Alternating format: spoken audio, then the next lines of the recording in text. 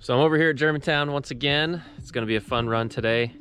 It's pretty chilly. I'm in my shorts, which I'm not sure was a good idea, but it'll still be fun. And I got my brother Will here with me. Hey! You ready for a run? Oh yeah, we're gonna have some fun. Hey, look at this. Same outfit. That's except you have pants on. I'm So wearing that's my cool. new broken toe shirt. Oh yeah, that's awesome. All right, well, we're gonna have a good time out here. We'll check in with you in a little while.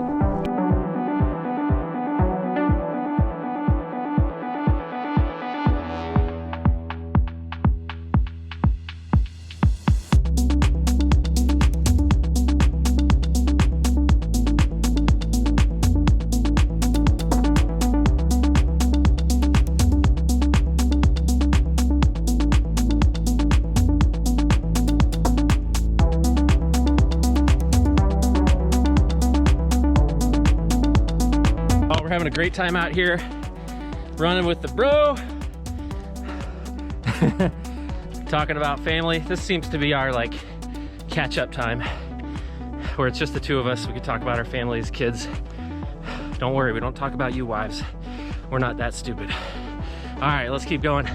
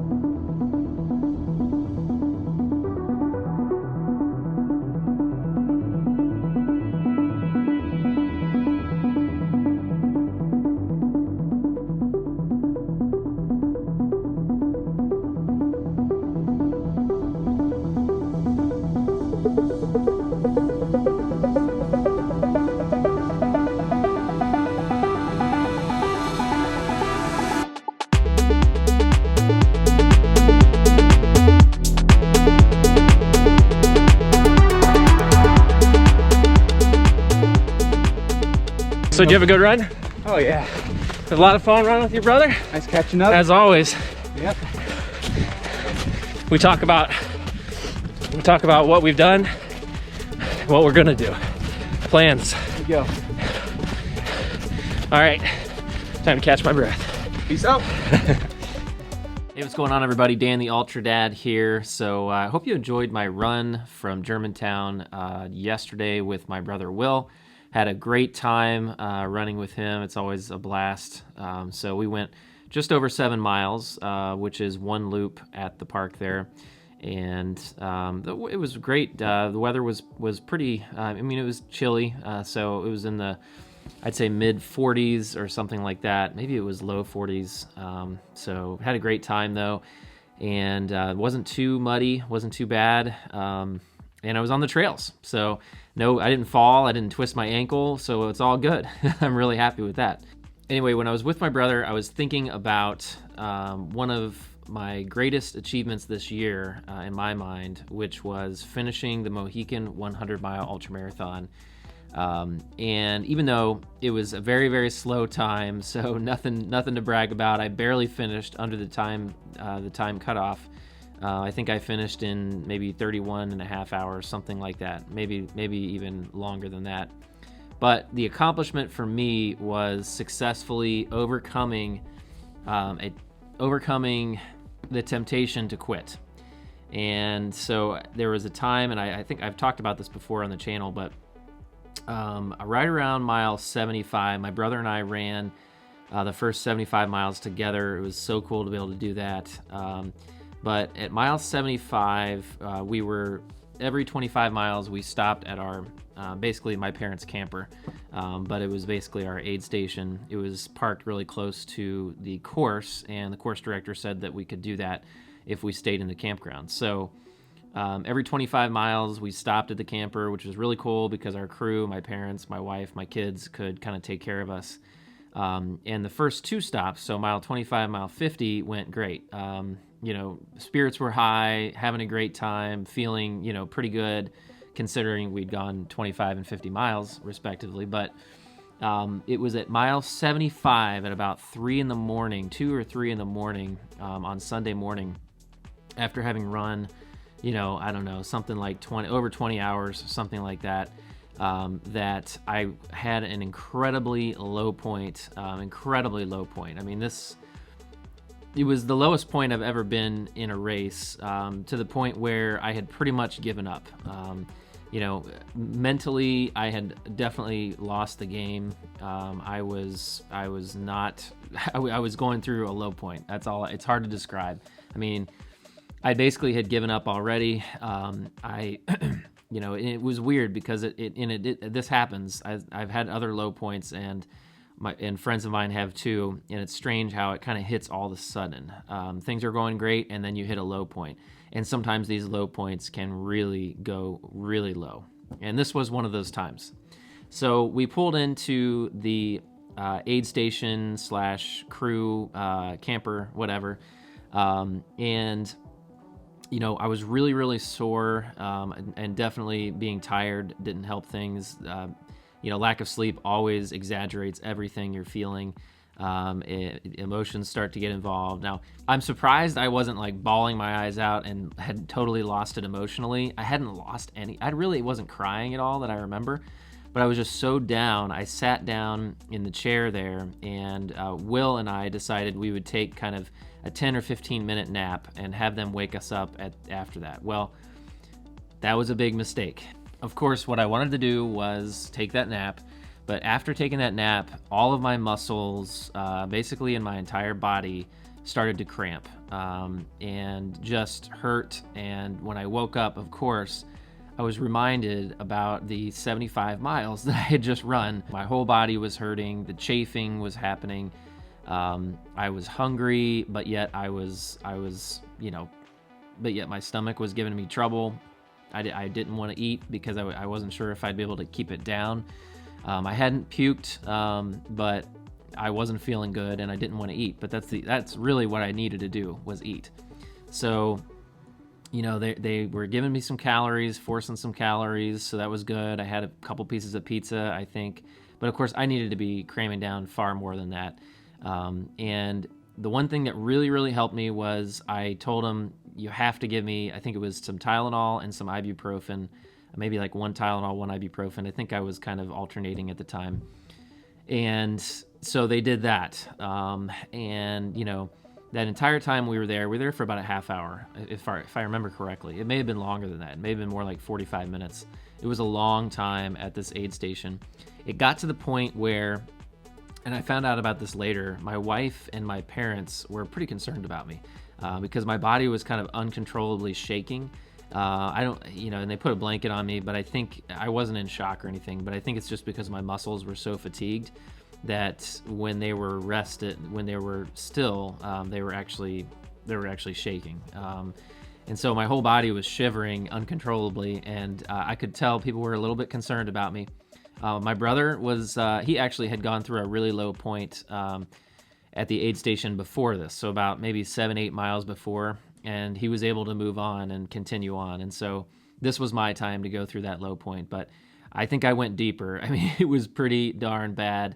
My body was shaking. I had some of my crew thinking maybe I shouldn't push it, but I really wanted to finish, but really I didn't. At that time, I just wanted to quit. And I was, because I had lost the mental game for sure. But thankfully, my brother came to the rescue. And this brings it all back into to full circle, back to my run with Will today, because that's why I was reminded of it. Because of his encouragement, and my wife too. My wife was kind of like, you didn't come out here just to quit. So, you're going to continue on. And she pushed me a little bit. My mom was a little more concerned, I think, and my dad, they were pretty concerned about me as far as health, and maybe that I had pushed it too hard. But my wife and my brother were kind of pushing me, and my brother, he put me over the edge. He said, look, you're not going to quit here. There is another aid station about 2 miles from here, which was true. The crew campsite was only about 2 miles away from another aid station. And he said, you're not quitting here. I'm not going to let you quit here. You have to make it to the next aid station, and then you can quit.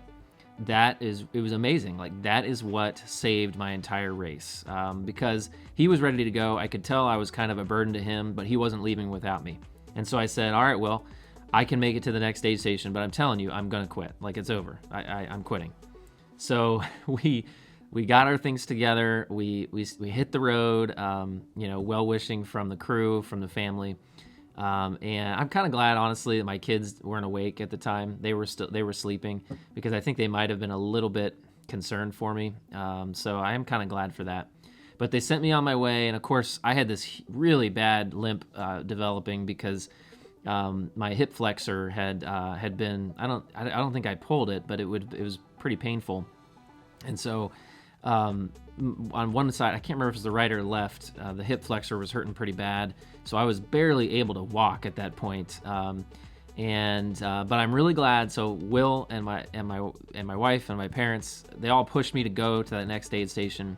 I really think my parents were ready to come pick me up. So, because they said, make sure you call us there, so we can come pick you up when you get there.